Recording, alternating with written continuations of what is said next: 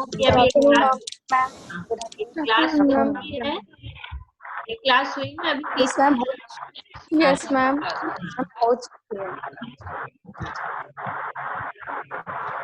करें अपन? Yes ma'am. Yes ma'am. Yes ma'am. Yes ma'am. देखिए नीलिमा वर्मा मैडम ने कुछ किए हैं, आप मोबाइल पे पढ़ लिए? Yes ma'am. हाँ, यस मैम। ईयरफोन लगाइएगा, ईयरफोन लगाइएगा और आवाज आप लोगों की यस मैम। Yes ma'am. आप लोग सब बड़ी क्लास है, सबसे हायर क्लास है, रिसर्च स्कॉलर्स, इसलिए आप लोगों की अटेंडेंस काफी मायने रखती है। अपनी अटेंडेंस पे ध्यान रखें सभी लोग। Yes ma'am. Good afternoon ma'am. Good afternoon. आज हम लोग स्लाइड दिख रही है आप लोगों को? Yes ma'am. Yes ma'am. Slide yes ma'am.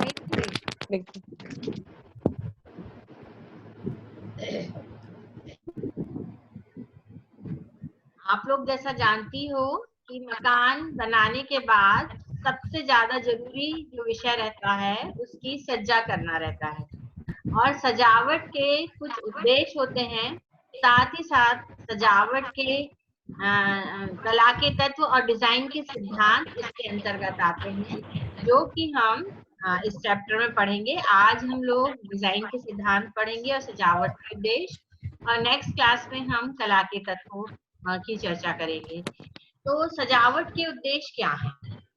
सजावट का उद्देश्य ये है कि मकान तो बनाना हमारा मुख्य लक्ष्य होता ही है, मकान तो हम बनाएंगे ही, लेकिन मकान बनाने के बाद सबसे बड़ी समस्या ये रहती है कि उसको किस तरह से सुंदर रूप से सजावट उसमें की जाए, ताकि हर कमरे की उपयोगिता के साथ साथ उसकी सुंदरता समाहित हो उसमें, और जो भी व्यक्ति उसमें रहते हैं या जो बाहर के आगंतुक उस घर में आते हैं वो उससे मोहित हो सके, या उससे उनके जीवन में या उनकी मनस्थिति में एक उत्साह, एक उल्लास को प्राप्त हो, और जो कार्य वो जिस कमरे में करते हैं उस कमरे की अनुसार वहाँ पे वो कार्य कर सके। तो इसलिए सजावट का मुख्य उद्देश्य है कि हम अपने घर की सज्जा उस तरह से करें कि विभिन्न कमरे या विभिन्न घर में हम अपने उद्देश्यों को प्राप्त कर सकें। जैसे हमारे घर में कुछ हमारी बौद्धिक योग्यता के अनुसार, कुछ शारीरिक योग्यता के अनुसार, कुछ मनोरंजन के हिसाब से अलग अलग कार्य क्षेत्र होते हैं जो हम हर कमरों में संपादित करते हैं। तो जब हम सजावट करें या सुंदरता से सजावट करें तो इस बात का ध्यान रखें कि उस कमरे के जो उद्देश्य हैं उसकी पूर्ति में कोई कमी ना आने पाए। इस तरह की सजावट ना हो कि जैसे बैठक का कमरा है, वहां पे हम आराम से बैठ के कार्य कर सकते हैं, लेकिन अगर उसमें इस तरह की सजावट की गई है कि हमें बैठने में असुविधा हो या उसके उपयोग में लाने में हमें असुविधा हो, तो वो कमरा अपनी उपयोगिता को खो देता है। इसलिए सुंदरता का उपयोग करें, सजावट का उपयोग करें, लेकिन कमरे के उद्देश्य में किसी भी प्रकार से कमी नहीं आनी चाहिए। अब अधिकतर महिलाओं में हम अपने घर के माध्यम से अपनी सज्जा को या सजावट को परिलक्षित करते हैं या लोगों के सामने प्रस्तुत करते हैं, ताकि वो उसमें उन्हें देख करके प्रफुल्लित हो सकें, और हम अपनी अभिव्यक्ति भी, जो हमारे मनो विचार हैं या जो हमारी इच्छाएं हैं, उन अभिव्यक्तियों को भी हम अपनी सजावट के माध्यम से प्रस्तुत करते हैं। हालांकि हर महिला में ये प्राकृतिक योग्यता होती है, क्योंकि वो किसी न किसी रूप में सुंदरता को जानती है और सुंदरता से अपने घर की परिसज्जा कर सकती है, लेकिन वो अभी विभिन्न प्रकार के अध्ययन करके, अवलोकन करके और अनुभव के द्वारा सजावट करने में सुंदरता का उपयोग ज्यादा अच्छी तरीके से कर सकती है। तो महिलाओं को इस बात का ध्यान रखना चाहिए। अब सजावट के मुख्यतः 3 उद्देश्य होते हैं। पहला है सुंदरता, दूसरा है अभिव्यक्ति और तीसरा है क्रियात्मकता। तो हम अपने घर की सजावट में तीनों बातों का विशेष तौर से ध्यान रखेंगे, सुंदरता का, अभिव्यक्ति का और क्रियात्मकता का। सुंदरता शब्द जो है वो एक अच्छी डिजाइन के लिए, आकर्षक वस्तु के लिए या ऐसे गुणों के लिए माना जाता है जिससे कि आंखें या कान उस सुंदरता को देखकर आकर्षित हो। एक व्यक्ति के लिए जो सुंदर वस्तु होती है, हो सकता है वो दूसरे व्यक्ति के लिए कुरूप वस्तु हो, लेकिन फिर भी सुंदरता जो है एक प्रभावशाली ढंग है जो हमारे विचारों को या हमारी सुंदर अभिव्यक्ति को दूसरे व्यक्ति तक पहुंचाने का काम करता है। इसको हम एक दूसरा शब्द जिसको सुंदरता को हम सौंदर्य के रूप में भी कहते हैं कि सौंदर्य एक अनुभव है जो प्रभावशाली तरीके से अन्य व्यक्ति को समझाया जाता है या अन्य व्यक्ति तक अपनी संवेदनाओं को भेजता है। अब सौंदर्य के लिए कुछ सिद्धांत हैं, कुछ गुण हैं, कुछ समानता के आधार पर बनाए गए सिद्धांत हैं, जिसमें हम डिजाइन के सिद्धांत लेते हैं। डिजाइन के सिद्धांत में एक रूपता, अनुपात, संतुलन, बल और दोहराव का उपयोग करते हैं। और इसके अलावा इसमें कुछ कला के तत्व भी समाहित होते हैं सुंदरता में, जिसमें हम रेखा, स्वरूप, नमूना, प्रकाश और स्थान का अध्ययन करते हैं। तो ये दोनों ही सुंदरता के अंतर्गत आते हैं।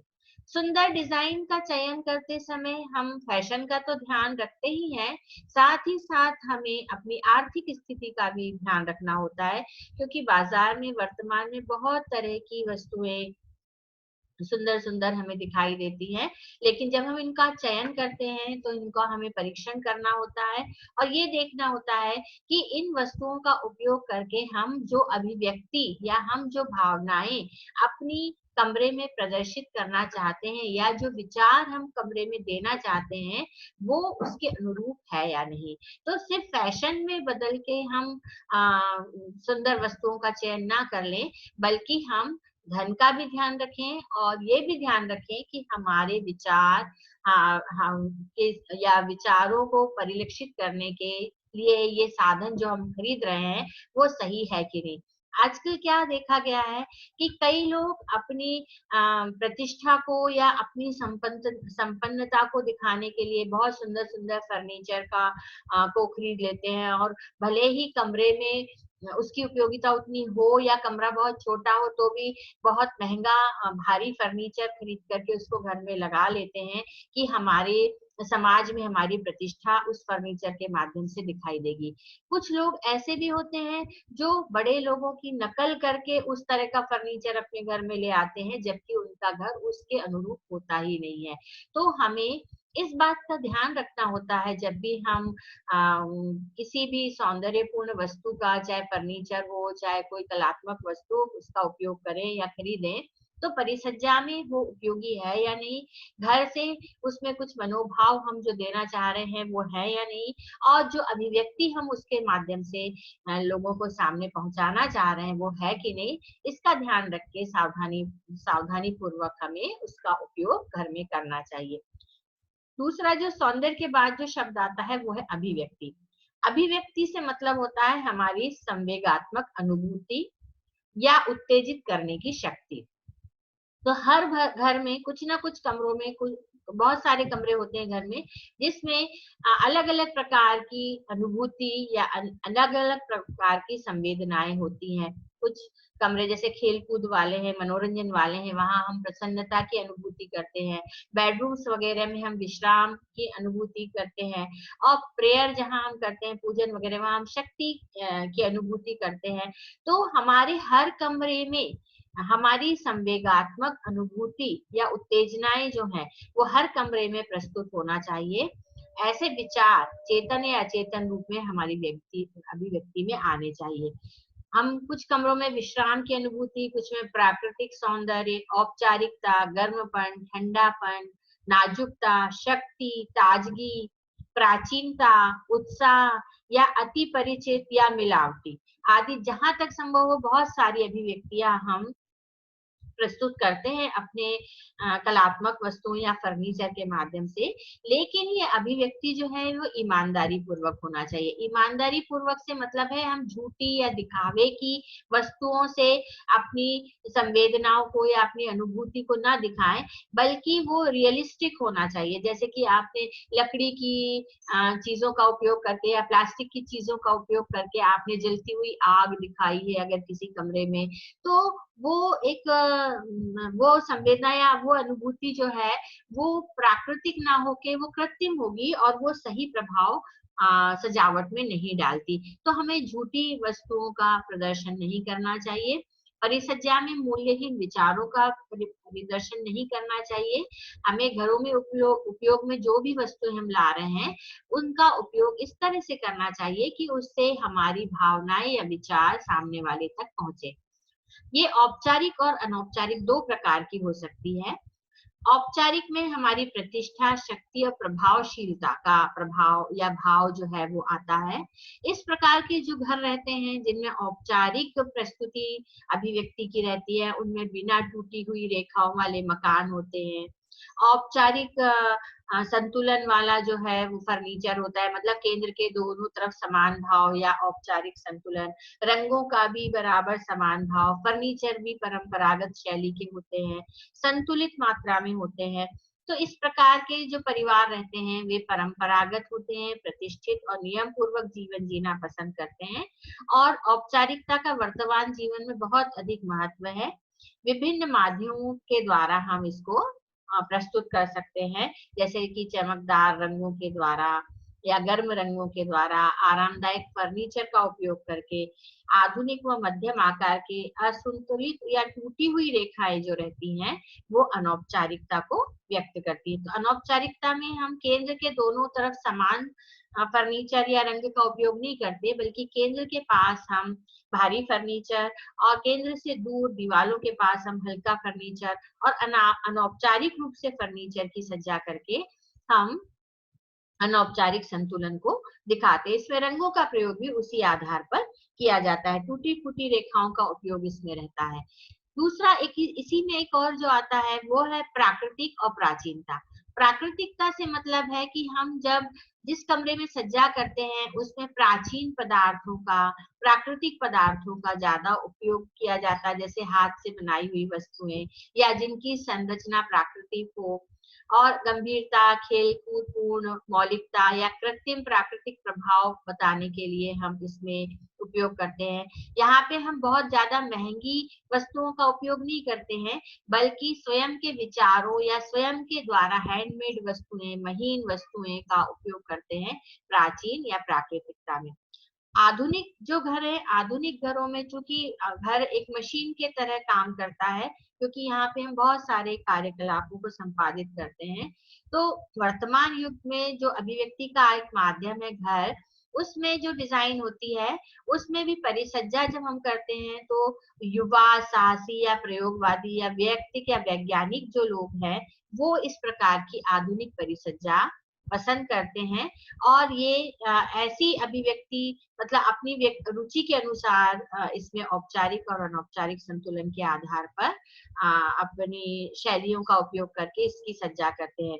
तो प्राकृतिक हो या आधुनिक हो, ये एक निश्चय कर लेने के बाद हम उसके अनुसार घर की परिसज्जा आसानी से कर सकते हैं, सरलता पूर्वक कर सकते हैं। अब तीसरा आता है क्रियात्मकता। क्रियात्मकता से मतलब है कि हम इस तरह से काम करें कि हमारे कार्य करने में किसी भी प्रकार से व्यवधान ना हो, मतलब कार्य का स्थान, कार्य का डिजाइन और कार्य करने वाले के अनुरूप वो व्यवस्था या वो मशीन या वो उपकरण हो जिससे कि कार्य की करने की क्षमता बढ़े, या आवश्यकताओं का इस प्रकार से उपयोग हो, सेवाओं का इस प्रकार से उपयोग हो कि हमें आनंद के साथ साथ कार्य करने में किसी भी प्रकार की असुविधा ना हो, उसे हम क्रियात्मकता कहते हैं। क्रियात्मक डिजाइन के का अर्थ इन्होंने बताया है विशेष उद्देश्य या वो कोई गुण जो किसी अन्य से संबंधित होता है। क्रियात्मकता का अर्थ इस प्रकार कार्य करना है जो हमारे विशिष्ट उद्देश्य को पूरा करे। तो जैसा हम जानते ही हैं कि हमारे घर में हर कमरा अलग अलग क्रियात्मकता के आधार पर बनाया हुआ रहता है। जैसे किचन की क्रियात्मकता, उसका प्लेटफॉर्म, उसका कार्य क्षेत्र, उसका स्थान, कार्य करने वाले की व्यक्ति की रुचि के अनुरूप क्षेत्र, वहाँ जो उपकरण उपयोग में लाए जाते हैं वो अलग तरह के होते हैं। बैठक के कमरे की क्रियात्मकता और उसकी डिजाइन एक विश्राम की अवस्था या एक मनोरंजन की अवस्था वाली होती है। डाइनिंग की अपनी क्रियात्मकता होती है, बेडरूम की अपनी क्रियात्मकता होती है। तो हर कमरे के विशिष्ट उद्देश्य को पूरा करने के लिए हमें कार्यस्थान की डिजाइन में क्रियात्मकता का भाव इस तरह से जोड़ना है ताकि कार्य के स्थान में कार्य करने वाले व्यक्ति के अनुरूप और कार्यस्थल की डिजाइन में पूर्णता आए। वो परंपरागत शैली से भी हम ला सकते हैं और आधुनिक शैली से भी हम ला सकते हैं। अब डिजाइन का अर्थ जो है इस प्रकार की योजना या स्कीम से होता है जो दृष्टिगत उद्देश्य क्रियात्मक डिजाइन की परिभाषा के अनुसार इस प्रकार बताइए कि कार्य स्थान की क्रियात्मक डिजाइन वह है जो कार्य और कार्यकर्ता की आवश्यकता को पूरा कर सके। कार्य करने वाला और कार्यकर्ता दोनों और कार्य का स्थान, इन तीनों की आवश्यकता पूरी होना चाहिए, तब वह सही डिजाइन माना जाएगा। जैसे कि हमने किचन का प्लेटफॉर्म बनाया। अब प्लेटफॉर्म अगर कार्य करने वाले की हाइट 5 फीट से ज्यादा है तो निश्चित रूप से उसको 2.5 फीट का प्लेटफॉर्म चाहिए। अगर इससे नीचा प्लेटफॉर्म है तो कार्य स्थान क्रियात्मक नहीं माना जाएगा, उसको ज्यादा झुक के काम करना पड़ेगा। अगर बहुत ऊंचा है, 3 फीट का है, तो हो सकता है उसको अलग से पटा रखना पड़े और उसके ऊपर खड़े होकर कार्य करना पड़े। तो कार्य स्थान की क्रियात्मकता डिजाइन में बहुत ज्यादा मायने रखती है। विभिन्न भागों से वो जोड़ना चाहिए क्रियात्मकता या कार्य स्थान की, कि कार्यकर्ता को किसी भी प्रकार की, जो कार्य कर रहा है किचन में, उसको किसी भी प्रकार की असुविधा ना हो। आवश्यक जो भी वस्तुएं किचन में उपयोग में आती हैं वो उसकी पहुंच के अंदर हो, तब माना जाएगा कि कार्य स्थान की क्रियात्मकता ज्यादा है। अगर हर चीज को लेने के लिए उसको 2 से 10 कदम अगर चलना पड़ रहा है तो वो क्रियात्मक किचन नहीं माना जाएगा। उसके लिए आवश्यक है कि उसके दोनों हाथ की पहुंच के अंदर, जिससे कि वो वर्क सिंप्लीफिकेशन करके अपने कार्य को पूरा कर सके, इस तरह की डिजाइन अगर है तो वो किचन ज्यादा क्रियात्मक माना जाएगा। इसी प्रकार से जो फर्नीचर हम उपयोग में लाते हैं वो भी क्रियात्मक फर्नीचर, जैसे कि आपने 3 फीट से ऊंचा सोफा या 3 फीट से ऊंचा पलंग लिया है तो आपको उचक के बैठना पड़ेगा, आपके पैरों को रेस्ट नहीं मिलेगा, नीचे धरातल पे नहीं रहेंगे आपके पैर, चाहे सोफे पे बैठे या पलंग पे बैठे, जिससे कि आपके पैरों में तनाव या थकान होगी। तो वो फर्नीचर भी जो है क्रियात्मक डिजाइन का नहीं माना जाएगा, जिससे आपकी आवश्यकता तो पूरी हो रही है लेकिन आपको विश्राम या कार्य करने में या बैठने में असुविधा हो रही है, तो वो भी डिजाइन जो है क्रियात्मक नहीं माना जाएगा। कार्य करने हेतु कम से कम तनाव हमें सहन करना पड़े। जब भी हम कार्य करते हैं जिस सतह पर, वहां हमें आसानी, प्रकाश पर्याप्त मात्रा में हो, जो इक्विपमेंट्स हम उपयोग में ला रहे हैं वो सही हो, जैसे गैस उपयोग कर रहे हैं तो वो सही हो, अगर सिलाई कर रहे हैं मशीन सही हो, कैंची सही हो, तो हम कम तनाव सहन किए हुए कार्य कर सकते हैं। कार्य शीघ्रता से हो सके, लय न टूटे। बार बार अगर हम एक स्थान से दूसरे स्थान पर वस्तुओं को लेने जाते हैं किचन में या अलमारियों में से निकालते हैं तो हमारे कार्य की लय टूटती है। तो हमारी पहुंच के अंदर ऐसे किचन में इक्विपमेंट रखने की जगह हो या ऐसे शेल्फ बने हुए हो ताकि हम एक स्थान पर खड़े होके ही बहुत सी वस्तुओं को चुनाव कर सके। तो इस प्रकार की स्थितियां जो है वो संतोषप्रद होती हैं और हमें कार्यों को विशिष्ट व्यवस्था करने में या विशिष्ट उपकरण या सुविधाएं या विशिष्ट सामग्री जो कि कार्यस्थान में उपयोग में लाए जाते हैं उन को के निर्धारण करने में आवश्यक हो जाती है। कार्यकर्ता को इस बात का भी ध्यान रखना चाहिए कि जो घर की योजना है, जो सज्जा है या कमरों की जो संख्या है, वो भी इस बात पर निर्भर करती है कि परिवार के सदस्यों की आवश्यकता उस कमरों की संख्या के आधार पर पूरी होती है कि नहीं होती है। क्योंकि परिवार में अलग अलग तरह के सदस्य हैं, वृद्ध भी हैं, बच्चे भी हैं, बड़े भी हैं, तो हर कमरे की व्यवस्था या आवश्यकता परिवार की दृष्टि से पूर्ण हो, घर के आसपास का वातावरण या स्थान जो है वो भी पर्याप्त क्रियात्मकता के हिसाब से डिजाइन बनाया जाए। जैसे अगर बगीचा है तो बैठने की व्यवस्था वहां हो, खेलने की हो, व्यायाम की हो, उद्यान लगाने के लिए भी जगह हो, फर्नीचर भी वहां पर क्रियात्मक रूप से समूहबद्ध किया जाए। जैसे कि अगर आप वहां बगीचे में बैठ के बातचीत कर रहे हैं, लेखन कर रहे हैं, संगीत सुन रहे हैं, जो भी काम कर रहे हैं, अध्ययन कर रहे हैं, तो उस तरह का फर्नीचर वहां पे उपयोगी हो, देखने में सुंदर भी हो, लेकिन वो कार्य के आकार या कार्य के अनुसार उस पदार्थ का उपयोग किया जाए। जैसे कि हम बगीचे में जो फर्नीचर उपयोग करते हैं वो अधिकतर वाटरप्रूफ होना चाहिए, जल रोधक होना चाहिए। हम वहां पे गद्देदार फर्नीचर उपयोग में नहीं ला सकते, या लोहे का फर्नीचर हम उपयोग में ला सकते हैं। लेकिन अगर हम गद्देदार फर्नीचर उपयोग कर रहे हैं तो वो हमारे ड्राइंग रूम में अगर है तो उसकी जो टेक्सचर है, उसके जो तंतु है वो काफी मजबूत होना चाहिए। तो हर एक व्यक्ति को अपने आराम के हिसाब से, अपने कार्य क्षेत्र के हिसाब से, अपने कमरे जिसमें कि वो अपनी भावाभिव्यक्ति को व्यक्त करता है, जैसे कोई पेंटर है पेंटिंग करना चाहता है, कोई लेखक है लिखना चाहता है, तो वे तमाम चीजें क्रियात्मकता के हिसाब से उसके कमरे में उसको महसूस हो, उसको मिले, तब वो कमरा उसके लिए सही माना जाएगा या क्रियात्मक दृष्टि से डिजाइन से सही माना जाएगा। तो व्यक्ति आरामदायक महसूस करे, किसी भी कमरे में अनावश्यक वस्तुएं या अनावश्यक फर्नीचर ना हो, बहुत ज्यादा भीड़ भाड़ वाला स्थान ना हो। बहुत ज्यादा अगर भीड़ भाड़ है तो उनको आपके डिजाइन से हटा देना चाहिए, क्योंकि वो आपके उद्देश्य की पूर्ति नहीं करते। ऐसा घर जो हमें शांति, आराम और तनाव रहित वातावरण देता है, वह घर जो है वो क्रियात्मक घर कहलाता है। तो हमें क्रियात्मकता का भी विशेष ध्यान अपने आवास योजना में या मकान की सज्जा में करना चाहिए। आया समझ में आप लोगों को? Yes, जी ma'am. Ma'am. Yes, yes ma'am. हाँ, चलिए अब हम पढ़ेंगे डिजाइन के सिद्धांत। ये डिजाइन के सिद्धांत भी मकान की योजना के साथ साथ मकान में सुंदरता के लिए, या हम जो क्रमबद्धता या सुंदरता जो मकान के माध्यम से, कमरों के माध्यम से, डिजाइन के उपयोग से या कलात्मक वस्तुओं के उपयोग से दिखाना चाहते हैं, वो हम इस डिजाइन के सिद्धांतों के माध्यम से उनका उपयोग करते हैं। तो एक अच्छी डिजाइन वह है जो क्रमबद्धता व्यवस्था हो, साथ ही साथ सुंदरता का सृजन भी करती हो। मतलब क्रमबद्ध से मतलब क्रियात्मकता का भी है और अभिव्यंजकता भी, मतलब हमारे विचार, हमारे सोच, उसकी व्यवस्था भी उसमें हो, साथ ही साथ हमारी क्रियात्मकता उसमें हो, और सुंदरता तो हो ही, सुंदरता का सृजन तो हो ही। तो इस बात को, दो मुख्य उद्देश्य जो हैं वो क्रमबद्धता और सुंदरता, डिजाइन के सिद्धांत में ध्यान रखे जाते हैं। डिजाइन मुख्यतः दो प्रकार की होती है, एक संरचनात्मक डिजाइन होती है और दूसरी सजावटी डिजाइन होती है।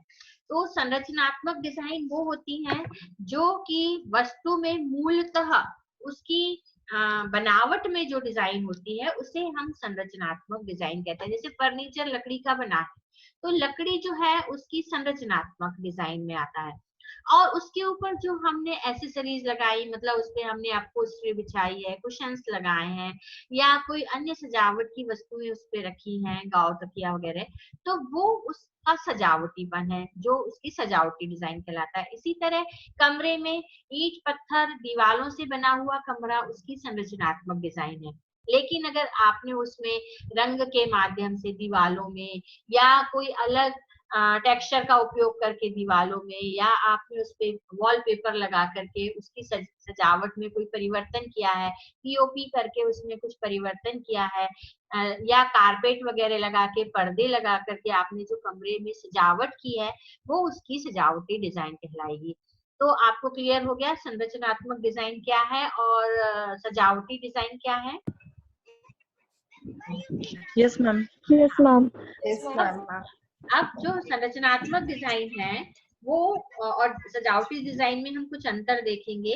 जैसे कि संरचनात्मक डिजाइन वह डिजाइन होता है जो वस्तु के आकार, स्वरूप, रंग और कोट द्वारा बनता है, और ये एक रेखा चित्र या कागज पे भी हम इसको बना सकते हैं। और सजावटी डिजाइन वह होता है जो उसके प्रभाव में वृद्धि करता है, मतलब उस वस्तु के प्रभाव को और आकर्षक या सुंदर बनाता है, सजावटी बनाता है।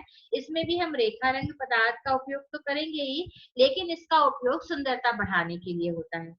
संरचनात्मक डिजाइन जो है वो अधिक महत्वपूर्ण होता है, क्योंकि ये मजबूत होना चाहिए और वस्तु की आवश्यकता के अनुरूप होना चाहिए, जबकि सजावटी डिजाइन जो है वो कम महत्वपूर्ण होता है, क्योंकि यह वस्तु की विलासिता को प्रदर्शित करता है। संरचनात्मक डिजाइन का उद्देश्य अनुरूप होता है, जबकि सजावटी डिजाइन का उद्देश्य केवल सुंदरता होता है। संरचनात्मक डिजाइन जो है वो सादा होता है और सजावटी डिजाइन सादगी के साथ साथ सुंदरता लिए हुए होता है। संरचनात्मक डिजाइन उचित अनुपात का होता है और सजावटी डिजाइन अनुपात और आकार दोनों से मेल खाता हुआ होता है। संरचनात्मक डिजाइन वस्तु के पदार्थ के अनुरूप बनाया जाता है, मतलब उसमें जो भी टेक्सचर मटेरियल उपयोग किया जा रहा है उसके अनुरूप होता है, जबकि सजावटी डिजाइन को हम नमूने या सजावट के आधार पर उपयोगी बना देते हैं या उसके उद्देश्य को पूरा कर देते हैं। वस्तु की संरचनात्मक डिजाइन का आकार मजबूत होना चाहिए। सजावटी डिजाइन मजबूती तो प्रदान करता ही आकार में, साथ ही साथ सुंदरता भी देता है। और संरचनात्मक डिजाइन प्रत्येक भाग आपस में मेल खाता हुआ होता है, जबकि सजावटी डिजाइन में इस बात का विशेष ध्यान नहीं रखा जाता। तो दोनों ही तरह के डिजाइनों का उपयोग हम अपने हर कमरे की सज्जा में, अपने हर फर्नीचर की सज्जा में, अपने बेड की सज्जा, डाइनिंग की सज्जा या किचन की हर तरह की सज्जा में हम दोनों ही डिजाइनों का प्रयोग करते हैं। तो संरचनात्मक डिजाइन दूसरी सजावटी डिजाइनों की अपेक्षा आकार, स्वरूप, रंग, कोड के द्वारा बनाई जाती है। और सजावटी डिजाइन जैसा मैंने अभी बताया कि संरचनात्मक डिजाइन के प्रभाव में वृद्धि करती है, जिसमें कि हम रंग और रेखाओं का उपयोग करके उसकी सजावट या उसकी सुंदरता को बढ़ाते हैं। संरचनात्मक डिजाइन विलासिता की वस्तु होती है सजावटी डिजाइन, और संरचनात्मक डिजाइन जो है अपेक्षाकृत कम महत्वपूर्ण होती है। अब संरचनात्मक डिजाइन के उद्देश्य के अनुरूप होती है, ये मैंने अभी बता ही दिया है, और सादगीपूर्ण होती है संरचनात्मक डिजाइन, जबकि ये सजावटी डिजाइन जो है वो उचित अनुपात के साथ साथ सुंदरता लिए हुए होती है। अब आता है इसका उपयोग हम विभिन्न वस्तुओं की मजबूती के हिसाब से, सजावट को ध्यान में रख करके और सजावट के साथ साथ फर्नीचर की उपयोगिता किस कमरे में कितनी है उसको ध्यान में रख करके हम संरचनात्मक डिजाइन में सजावट का उपयोग करते हैं। अब आता है रेखा और रंग और बनावट के द्वारा भी हम संरचनात्मक डिजाइनों में मजबूती प्रदान करते हैं। वस्तु की डिजाइन के प्रत्येक भाग से मेल खाने वाली संरचनात्मक डिजाइन का हमें ध्यान रखना होता है। अब डिजाइन के मुख्य 5 सिद्धांत हैं। पहला है अनुपात, दूसरा संतुलन, बल, लय और दोहराव। अनुपात जो है ये अधिकतर, ये आप देखिए फोटोग्राफ में सामने आपको विभिन्न क्षेत्रों में एक रुचिप्रद अनुपात दिखाया गया है और एक दूसरे फोटो में ग्रीक अनुपात बताया गया है। इसके अलावा कुछ सिद्धांत कम महत्वपूर्ण भी हैं, जैसे नंबरवार, क्रम, विकिरण, समानांतरता, परिवर्तन, समरूपता और विपरीतता। तो हम अनुपात के बारे में देखेंगे तो रट ने कहा है कि अनुपात एक ही वस्तु के विभिन्न भागों के मध्य या एक ही समूह की विभिन्न वस्तुओं के मध्य संतोषप्रद संबंध को अनुपात कहते हैं। इसी प्रकार अनुपात संबंधों का नियम है, जिसकी मांग है कि इस स्थान के सभी विभाजन आकर्षक रूप से एक दूसरे से संपूर्ण रूप से संबंधित हों। अर्थात अनुपात क्या है, इसका अर्थ है आकार या कार्य क्षेत्र एक दूसरे से संपूर्ण रूप से संबंध दर्शाने वाले होंगे तो वह उचित अनुपात माना जाएगा। अनुपात के अंतर्गत हम माप का, रंग का, पोत का, नमूने का विशेष रूप से उपयोग करते हैं। जैसे अगर कोई घर है तो घर के कमरे की ऊंचाई, लंबाई, चौड़ाई, छत और दीवारों के आपस में अनुपात, खिड़की दरवाजों का अनुपात छत की या दीवारों की ऊंचाई के अनुसार सही है या नहीं है, कमरे से जो फर्नीचर उपयोग में लाया जा रहा है तो कमरे के आकार के अनुसार वो फर्नीचर है या नहीं, इस बात का भी हमें ध्यान रखना पड़ता है। किसी वस्तु का अनुपात का विभाजन आयताकार वर्गाकार की अपेक्षा ज्यादा अच्छा लगता है, मतलब 3:2 या 2:3, जिसे कि हम ग्रीक अनुपात कहते हैं, वो ज्यादा संतोषप्रद या रुचिकर रखता है। आयताकार कमरे में फर्नीचर ज्यादा अच्छी तरह से सेट किया जा सकता है। तो ग्रीक अनुपात में 2:3, 3:5 या 5:8 इस तरह से रखा जाता है, मतलब लंबाई ज्यादा और चौड़ाई कम। लंबाई को अगर 3 भागों में बांटा है तो चौड़ाई को 2 भागों में, जैसा मैंने चित्र में बताया था, इस तरह से करते हैं। इसी प्रकार हम जो उद्यान है, भूमि स्थल सज्जा, उसमें भी पेड़, क्यारियां, पौधे, लॉन कितना होगा, किस तरह से होगा, ये बगीचे की सज्जा में ध्यान रखना पड़ता है। इसी प्रकार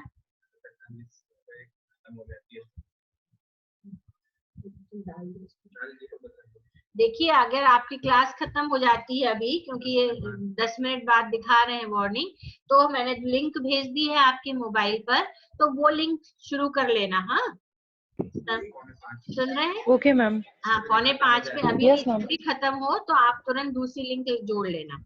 इसी प्रकार खिड़कियों का Okay. अनुपात कमरे की दीवारों की ऊंचाई के हिसाब से, कमरे की दीवार में जैसे अगर छोटे से टेबल लैंप पे हम छोटे से टेबल पे हम बड़ा टेबल लैंप रख दें, या छोटे से टेबल पे हम बड़ा फूलदान रख दें, या छोटी दीवार पे बहुत सारे चित्र लगा दें, तो ये उचित अनुपात नहीं होता है। दूसरा होता है माप।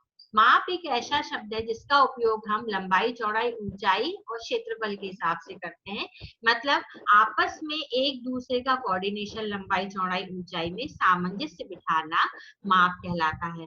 तो ये फर्नीचर के माध्यम से भी दिखाया जाता है कि छोटे कमरे में बड़ा फर्नीचर ना हो, छोटी सी खिड़कियां ना हो बड़ी ऊंची दीवारों पर, लंबवत खिड़कियां हो ऊंची दीवारों पर। अगर छत ऊंची है तो उसमें कलर इस तरह से किया जाए कि वो नीचे दिखे, तो हम उसमें गर्म रंगों का या चटक रंगों का उपयोग करके छत को नीचा दिखा सकते हैं, अगर बहुत ऊंचाई पर छत है तो इस तरह से एक माप का एडजस्टमेंट करना ताकि कमरा आकर्षक लगे।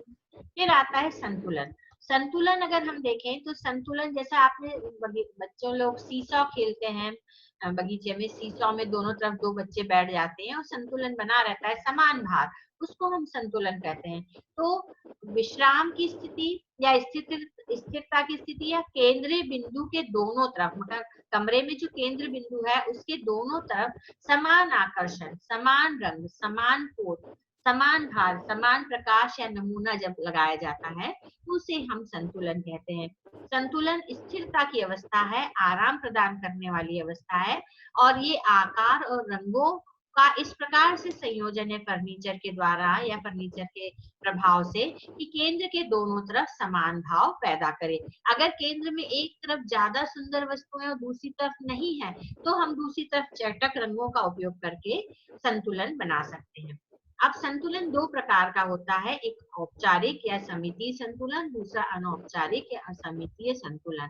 जब केंद्र के दोनों तरफ बराबर आकर्षक वस्तुएं होंगी तब तो वह औपचारिक होगा, जैसा कि इस फोटोग्राफ में आपको दिखाई दे रहा है। और सबसे नीचे जो है, एक तरफ फ्लोर वॉज है, दूसरी तरफ भी है लेकिन अलग अलग तरह के हैं, उसको हम अनौपचारिक कहेंगे कि संतुलन तो है लेकिन दोनों एकदम सिमेट्रिकल नहीं है, बल्कि उसमें लंबाई चौड़ाई में वो वस्तु लगभग समान है, या रंगों के प्रभाव से हम अनौपचारिक सज्जा कर सकते हैं। तो संतुलन जो है मकान में बाहरी डिजाइन में भी किया जाता है, पोर्च में खिड़की दरवाजे जो बाहर से दिख रहे हैं, आर्किटेक्ट उनमें भी संतुलन बनाता है। और आंतरिक संतुलन भी फर्नीचर के माध्यम से, कमरों के माध्यम से, पर्दे, खिड़की दरवाजे, फ्लोर पॉट्स, इनके माध्यम से हम अनौपचारिक संतुलन और औपचारिक संतुलन दोनों करते हैं। किसी भी वस्तु को अगर हम जैसे एक बराबर मात्रा की चौकोर वस्तु है, उसको अगर हम लंबवत काटते हैं तो आप देखेंगे कि उसमें लंबापन का आभास होता है, और अगर हम उसको आड़ा काट देते हैं तो उसमें वो चौड़ेपन का आभास होता है। तो हम किस प्रकार का आभास दिखाना चाहते हैं, क्षैतिज विभाजन करके संतुलन बनाना चाहते हैं, या लंबवत के द्वारा संतुलन बनाना चाहते हैं, या स्थान में विभाजन, जैसे दो दो वस्तुएं एक साथ लगाने की अपेक्षा तीन तीन वस्तुओं को 2 बार लगाया जाए तो वो बराबर आकर्षक संतुलन होता है। वनस्पति की दो दो वस्तुओं को 2 बार या 3 बार लगाया जाए। इसी प्रकार से जैसे ड्रेसेस में भी हम फ्रिल लगाते हैं तो 3 फ्रिल लगाना ज्यादा आकर्षक लगता है वनस्पति की दो फ्रिल लगाना। तो इस तरह से हम कमरे में संतुलन बना सकते हैं। संतुलन जो है ये एक आवश्यक तत्व है, डिजाइन का आवश्यक सिद्धांत है, और इसका उपयोग हमें कमरे में आवश्यक रूप से, जैसे जो अनौपचारिक संतुलन है वो कमरे में ज्यादा आकर्षकता पैदा करता है, ज्यादा उत्तेजना पैदा करता है, और औपचारिक संतुलन जो है वो एक नियमित तरीके से किया जाने वाला संतुलन है। औपचारिक संतुलन में बुद्धिमत्ता का विषय तो है, लेकिन अनौपचारिक बुद्धिमत्ता के साथ साथ भावना का विषय भी है। रचनात्मक होता है औपचारिक संतुलन, और अनौपचारिक रचनात्मकता के साथ साथ एक दिशा निर्देश देता है, एक व्यवस्था देता है। औपचारिक संतुलन कठिन होता है और अनौपचारिक उससे भी कठिन या ज्यादा कठिन होता है। औपचारिक संतुलन कम सुंदर और उदासीन होता है क्योंकि दोनों तरफ सेम चीजें रहती हैं, और अनौपचारिक ये आकर्षक और सुंदर दिखता है। औपचारिक संतुलन में भिन्नता प्रदान करने के अवसर कम रहते हैं, जबकि अनौपचारिक संतुलन में हम ज्यादा भिन्नता प्राप्त कर सकते हैं। औपचारिक संतुलन जो है वो प्रतिष्ठा का विषय होता है, रूढ़िवादिता का, स्ट्रिक्टनेस का प्रतीक है, और अनौपचारिक संतुलन जो है वो मित्रता और खेल भावना का प्रतीक होता है। औपचारिक संतुलन व्यवस्थित, शांत और आरक्षित भाव पैदा करता है, जबकि अनौपचारिक संतुलन सूक्ष्मता, प्रफुल्लता और विभिन्नता का प्रभाव उत्पन्न करता है। औपचारिक संतुलन सुरक्षित रखा जा सकता है, जबकि अनौपचारिक संतुलन को हम सुरक्षित नहीं रख सकते, इसको सुरक्षित रखना कठिन होता है। औपचारिक संतुलन हम बड़े घर में, बड़े कमरों में, गंभीर व्यक्तियों के कमरों में उपयोग में लाते हैं, जबकि अनौपचारिक संतुलन हम छोटे कमरों में, युवाओं के कमरों में, बच्चों के कमरों में उपयोग में लाते हैं। और जो औपचारिक संतुलन है वो बाहरी डिजाइन में प्रतिष्ठा का विषय होता है।